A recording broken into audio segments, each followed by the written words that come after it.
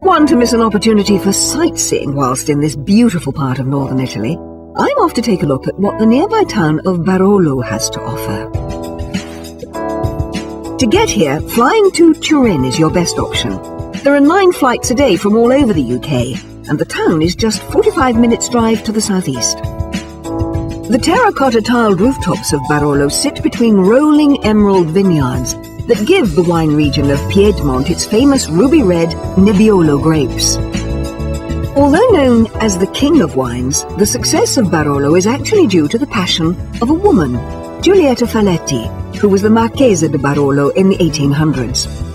Giulietta was born in France, and as a noblewoman drank the prestigious wines of Bordeaux and Burgundy.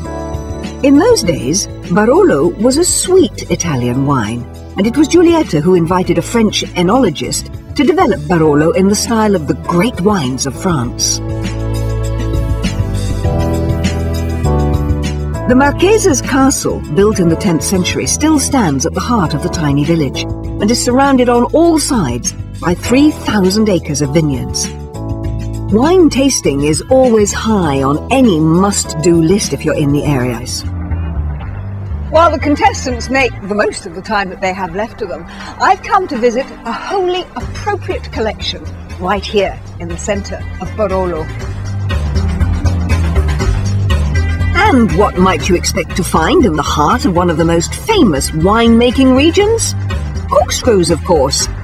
These represent only a small selection from a personal collection of over 1,200 put together by a chemist from Turin called Paolo Annoni.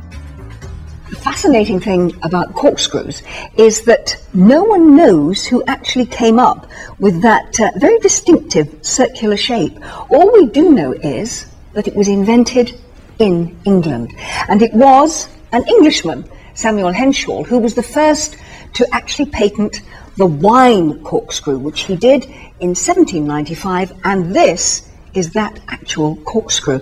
Now, the thing that made his corkscrew so different from all the others is that he put a handle across the top of the screw, but no one has been able to better in 200 years that little bit down there. But it hasn't always been about wine. When the first corkscrews were invented, wine wasn't even kept in bottles. Instead, they were designed to extract cork from perfume or medicinal phials.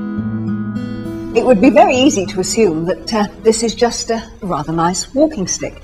But look what happens when I undo the handle. Voila! Another corkscrew. These were made as novelty walking sticks for gentlemen of quality. And this one has a rather nice horn handle with a very beautiful silver collar. If you'd like to see this collection, there are around 500 corkscrews on view to the public. The collection includes some precious examples, like this rare piece from 1790 made by Thomas Wilmore of Birmingham, and this one that's inlaid with mother of pearl, now worth over £5,000. Figurative corkscrews became very popular during the 19th and 20th centuries.